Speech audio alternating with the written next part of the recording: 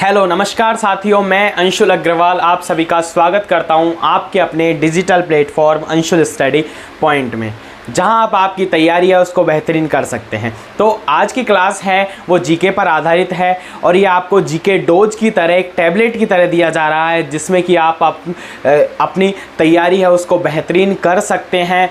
और ये जो क्लास है आपको दिख भी रहा है स्क्रीन पर, अनुसंधान केंद्र। तो इससे क्वेश्चंस है, चाहे आप किसी भी राजस्थान की किसी भी कंपटीशन से एग्ज़ाम की तैयारी करते हैं, किसी भी प्रतियोगी परीक्षा की आप तैयारी करते हैं, तो उसमें क्वेश्चन आना तय होता है। 101% आपको एक क्वेश्चन देखने को मिलता है। तो एक टैबलेट के आधार पर हो जाता है। एक बार पढ़ लीजिए, मात्र 10 मिनट की क्लास में आप एक नंबर है वो अपना पक्का कर रहे हो, तो इसका मतलब आप कम से कम 1000 स्टूडेंट्स से ऊपर जा रहे हो। तो उसके लिए आपको एक क्लासेज हैं वो देखनी होंगी। तो हम बिना टाइम को खर्च के डायरेक्ट पॉइंट पर आते हैं कि राष्ट्रीय सरसों अनुसंधान निदेशालय है वो कहाँ है, क्योंकि पूछा जाता है अनुसंधान केंद्र से जब क्वेश्चन आता है तो दो ही बातें आपसे पूछी जाती हैं। क्या कि ये अनुसंधान केंद्र कहाँ स्थित है और किस सन में इसकी स्थापना हुई, इससे ज़्यादा कुछ भी नहीं पूछा जाता है। तो हमें बस दो बातें याद करनी है और मैं आपको ट्रिक के माध्यम से याद करवाऊंगा, नाम के माध्यम से याद करवाऊंगा, जिससे कि आपको कोई भी प्रॉब्लम नहीं होगी। कि राष्ट्रीय सरसों अनुसंधान निदेशालय कहाँ स्थित है, तो राष्ट्रीय सरसों अनुसंधान केंद्र है या निदेशालय है वो कहाँ स्थित है, सेवर भरतपुर। कहाँ है? सेवर, जो कि भरतपुर डिस्ट्रिक्ट में है। कहाँ है? भरतपुर डिस्ट्रिक्ट में है सेवर। तो यहाँ पर क्या है कि राष्ट्रीय सरसों अनुसंधान केंद्र स्थित है। अब हमें नाम से ही याद रखना है कि सरसों, जब सरसों में से है तो यहाँ सेवर आ जाएगा भरतपुर। तो हो गया। आपको मतलब इस तरीके से याद करना है कि एक बार पढ़ने के बाद में हमें वह बात है याद में रहनी चाहिए, ओनली हमें पढ़ना नहीं है, साथ के साथ में क्लास में ही हमें याद में करना है। और क्लास में याद कब करोगे आप? जब बार बार रिवीजन करोगे, आप प्रैक्टिस बार बार करोगे, तो आपको यह चीज़ें याद हो जाएंगी। तो समझ में आ गया कि राष्ट्रीय सरसों अनुसंधान निदेशालय कहाँ है? सेवर भरतपुर में। अब इसकी बात करें हम स्थापना की, तो स्थापना है वो किस डेट को की गई थी? हम बात करते हैं 20 अक्टूबर 1993। 20 अक्टूबर 1993 है, उसको क्या है, इसकी स्थापना की गई थी सरसों अनुसंधान निदेशालय की। पहले ये सरसों अनुसंधान केंद्र था, जब इसकी स्थापना 1993 में की गई थी तो ये सरसों अनुसंधान केंद्र था, लेकिन 2009 में इसका नाम चेंज कर निदेशालय कर दिया गया है। इसलिए अब एग्जाम में क्वेश्चंस इस तरीके से आता है कि राष्ट्रीय सरसों अनुसंधान निदेशालय वो कहाँ स्थित है और किस सन में इसकी स्थापना हुई। मात्र ये दो बातें याद करनी है और आसानी से याद हो गई। सरसों में से है तो मतलब सेवर भरतपुर आएगा। ठीक है, समझ में आ गया। अब हम नेक्स्ट बात करते हैं केंद्रीय बीजीय मसाला अनुसंधान केंद्र। किसकी बात करते हैं? केंद्रीय बीजीय मसाला अनुसंधान केंद्र, जो कि कहाँ है? केंद्रीय बीजीय मसाला अनुसंधान केंद्र कहाँ है? तबीजी, अजमेर। कहाँ है? तबीजी। और डिस्ट्रिक्ट कौन सा पड़ रहा है? अजमेर। फोकस करना है, बस दो चीज़ें याद करनी है और क्लास में ही याद करनी है। ठीक है, तो ये जीके डोज की तरह आपको दिया जा रहा है और आप इस चैनल पर पहली बार आए हो तो प्लीज़ चैनल को सब्सक्राइब करना और वीडियो अगर अच्छा लगे तो एक लाइक और प्यारा सा कमेंट ज़रूर करना। कि तबीजी अजमेर कहाँ है? बीजीय मसाला अनुसंधान केंद्र तबीजी अजमेर। अब इसको भी हम वही ट्रिक के माध्यम से याद करेंगे। कैसे? कि बीजीय मसाला अनुसंधान केंद्र, तो बीजीय में क्या आ रहा है? बीजीय मसाला अनुसंधान केंद्र, तो यहाँ भी क्या आ जाएगा? तबीजी। बीजीय यानी कि तबीजी, बीजीय तबीजी, तो क्या हो जाएगा? बीजीय मसाला अनुसंधान केंद्र तबीजी अजमेर। और फिर हम बात करते हैं इसकी स्थापना की, कि इसकी स्थापना है वो कौन से सन में की गई। तो ये डेट याद रखनी है आपको, 22 अप्रैल 2000, यानी कि 22 अप्रैल 2000 है, उसको इस केंद्रीय बीजीय मसाला अनुसंधान केंद्र है इसकी क्या की गई है? स्थापना की गई। तो आपको समझ में आ रहा होगा, बहुत अच्छी क्लासेज हैं। क्योंकि ये क्लास आपको एक नंबर जरूर दिलाएगी, चाहे आप किसी भी कंपटीशन से एग्जाम की तैयारी कर रहे हैं। आने वाली एलडीसी भर्ती, पशु परिचर में तो अब ये नेक्स्ट क्वेश्चन है जो 101% आपको देखने को मिलेगा। क्यों देखने को मिलेगा कि एग्जामिनर है उसकी चॉइस है कि वो अगर अनुसंधान केंद्र से क्वेश्चन देता है और वो पशु परिचर का अगर एग्जाम पेपर बना रहा है तो उसका फोकस कहाँ होगा, इस ऐसे क्वेश्चंस पर होगा। तो इसीलिए 101% है क्वेश्चन इस प्रकार का आना तय है और एक क्वेश्चन अनुसंधान केंद्र से आता ही है। तो दोनों बातें हमने देख ली।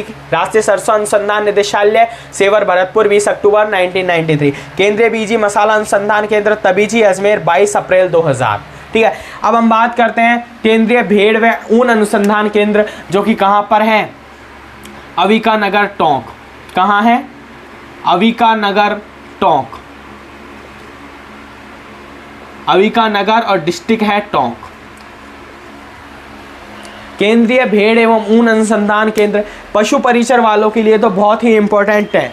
पशु परिचर के लिए मैं लिख देता हूँ साथ में, पशु परिचर की अगर कोई तैयारी कर रहा है स्टूडेंट है उसके लिए ये क्वेश्चन है वो याद में रखना है, इंपॉर्टेंट है। केंद्रीय भेड़ व ऊन अनुसंधान केंद्र कहाँ है, अविका नगर टोंक। तो ये पशु परिचर भर्ती की जो तैयारी कर रहा है उसके लिए तो बहुत ही क्या है, इम्पोर्टेंट है। और इसकी स्थापना की हम बात करें तो कब हुई थी, 1962। इसकी डायरेक्ट सन याद रखना है हमें, क्या है, 1962, यानी कि 1962 है उसमें ये केंद्रीय भेड़ एवं ऊन अनुसंधान केंद्र है उसकी क्या की गई है, स्थापना 1962 में अविका नगर टोंक में इसका क्या है, मुख्यालय स्थित है। तो ये पशु परिचर की तैयारी के लिए बहुत ही इंपॉर्टेंट क्वेश्चन है। फिर हम बात करते हैं राजस्थान कृषि अनुसंधान केंद्र, राजस्थान कृषि अनुसंधान केंद्र, और ये कहाँ पर है, ये राजस्थान कृषि अनुसंधान केंद्र कहाँ पर है, दुर्गापुरा।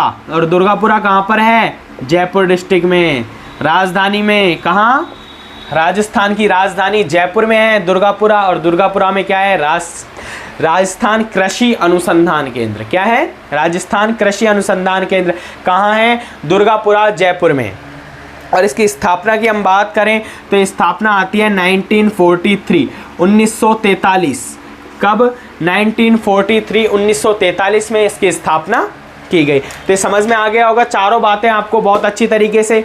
अब हम नेक्स्ट है इसी पर चलते हैं और पूरे हम अनुसंधान केंद्र जिनसे कि क्वेश्चंस बनते हैं वो आपको यहाँ इस क्लास में अवेलेबल हो जाएंगे। तो हमने राष्ट्रीय सरसों अनुसंधान निदेशालय याद कर लिया, सेवर भरतपुर, 20 अक्टूबर 1993। केंद्रीय बीज मसाला अनुसंधान केंद्र, तबीजी, अजमेर, 22 अप्रैल 2000। केंद्रीय भेड़ एवं अनुसंधान केंद्र, अविका नगर टोंक, और 1962। पशु परिचर के लिए बहुत इंपॉर्टेंट क्वेश्चन, राजस्थान कृषि अनुसंधान केंद्र, दुर्गापुरा जयपुर, 1943। अब हम नेक्स्ट है वो बात करते हैं। तो ये आपने लिख लिया होगा, इसका स्क्रीनशॉट ले लीजिए और आप नोट्स भी बना लीजिए क्योंकि आगे आने वाली एग्जाम में बहुत ही इंपॉर्टेंट होने वाला है। ठीक है, तो हम नेक्स्ट पर चर्चा करते हैं।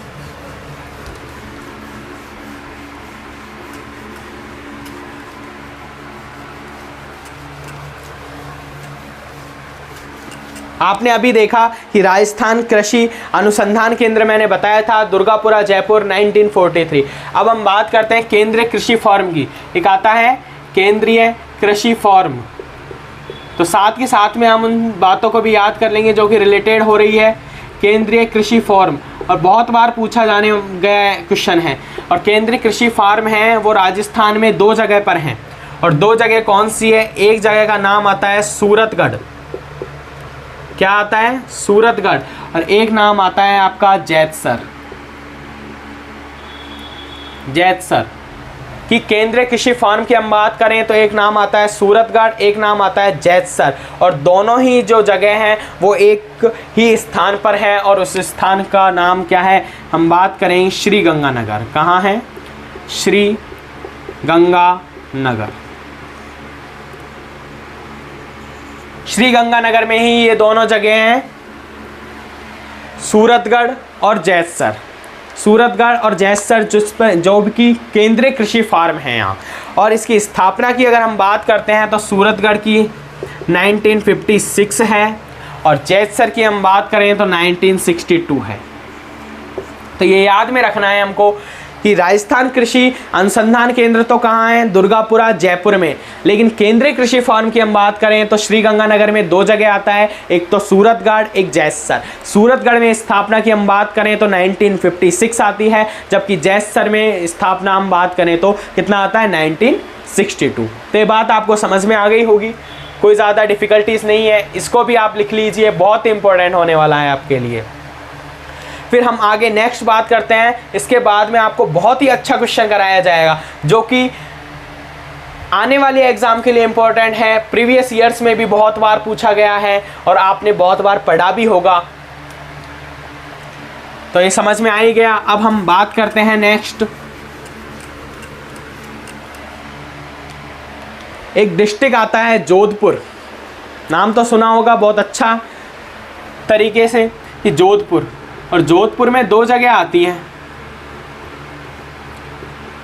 जोधपुर कौन सा डिस्ट्रिक्ट है, जोधपुर है, और जोधपुर की हम बात करें तो इसमें 2 संस्थान हैं, और 2 संस्थान कौन सी है इसको हम लिखते हैं, नाम सुना होगा आपने, एक तो आता है काजरी, CAZRI काजरी, और एक नाम आता है आफरी, जिसको बोलते हैं AFRI। ये जरूर आपने नाम सुने भी होंगे कि जोधपुर में दो संस्थान हैं, काजरी और आफरी। तो काजरी आफरी है, फर्स्ट क्वेश्चन तो यही हो जाता है कहाँ पर है, तो सीधा हमारा आंसर हो गया कि काजरी हो या आफरी हो, दोनों का स्थान है वो है जोधपुर।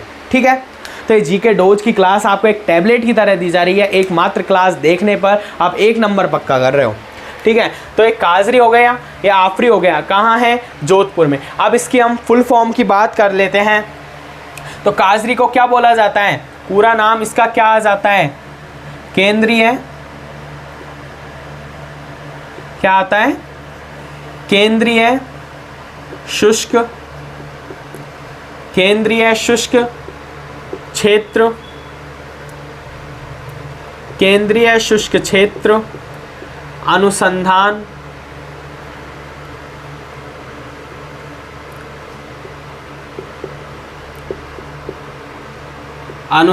केंद्र। क्या नाम आता है, केंद्रीय शुष्क क्षेत्र अनुसंधान केंद्र। केंद्र की जगह आप इसे संस्थान लिखो तो शायद ज़्यादा बेटर, अच्छा रहेगा, संस्थान, क्योंकि हम फुल फॉर्म की बात करते हैं। ये क्या हो जाता है, केंद्रीय शुष्क क्षेत्र अनुसंधान संस्थान, बहुत बार पूछा गया है एग्ज़ाम में और आगे आने वाली एग्ज़ामों के लिए भी बहुत इंपॉर्टेंट है, तो आप इस पर तो इम्पोर्टेंट लगा ही लीजिए।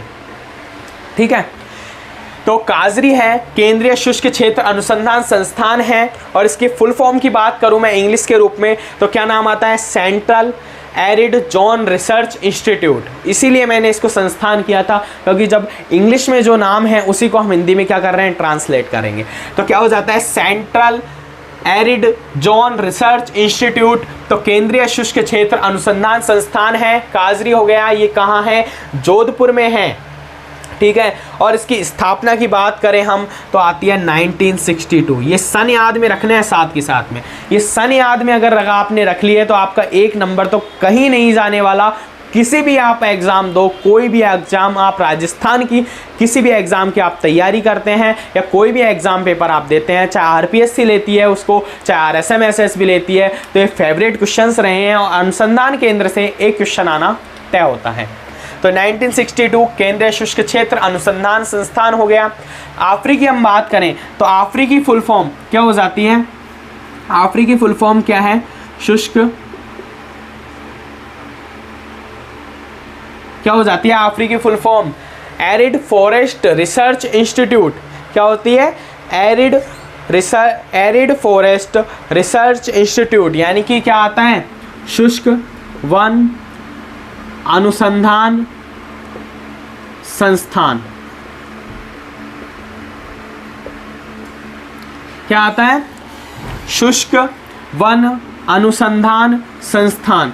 तो शुष्क वन अनुसंधान संस्थान का मतलब क्या हो जाता है, अफ्रीका फुल फॉर्म क्या हो जाता है, एरिड फॉरेस्ट रिसर्च इंस्टीट्यूट।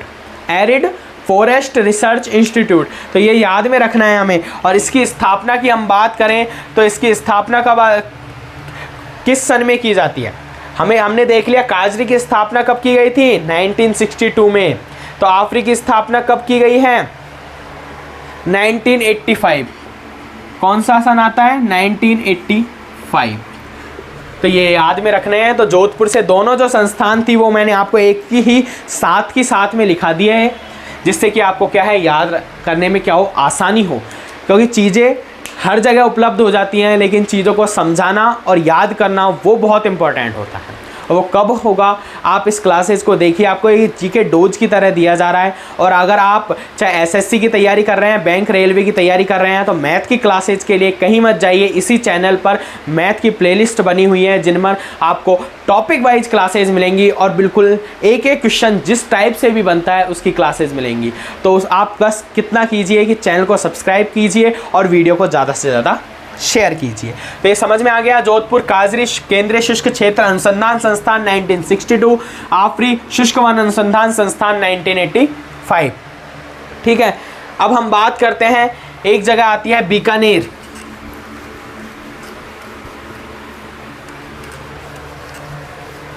कौन सा डिस्ट्रिक्ट आता है, बीकानेर। तो बीकानेर में भी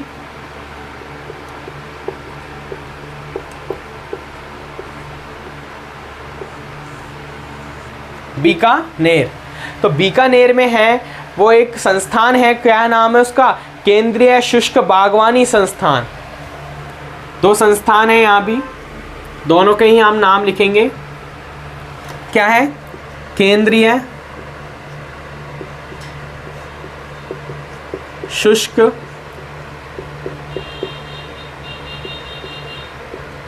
बागवानी संस्थान। क्या हो जाती है, केंद्रीय शुष्क बागवानी संस्थान।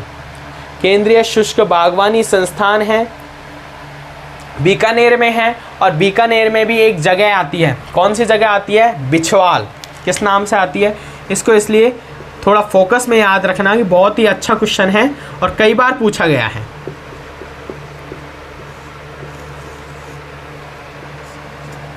बिछवाल बीकानेर में आती है, केंद्रीय शुष्क बागवानी संस्थान है। ये क्या है, बीकानेर में है और बीकानेर डिस्ट्रिक्ट में है। और जगह कौन सी आती है, बिछवाल। बिछवाल बीकानेर में है, केंद्रीय शुष्क बागवानी संस्थान। और जिसकी स्थापना की हम बात करें तो 1993। कब आती है, 1993। तो ये फोकस करना, याद रखना बस। और हम एक बात करते हैं, क्या आ जाता है, राष्ट्रीय खजूर व बेर अनुसंधान केंद्र।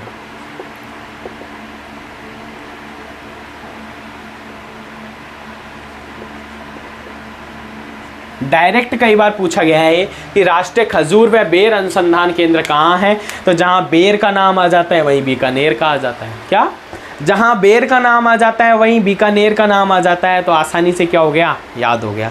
तो ऐसी ही आपको ट्रिक के माध्यम से आपको एक कॉमन सेंस यूज़ करते हुए पढ़ना है, जिससे कि हमें चीज़ें क्या है, लॉन्ग टाइम तक याद रहें। यानी कि दीर्घ काल तक हमें बातें हैं, क्वेश्चंस हैं, वो याद रहें।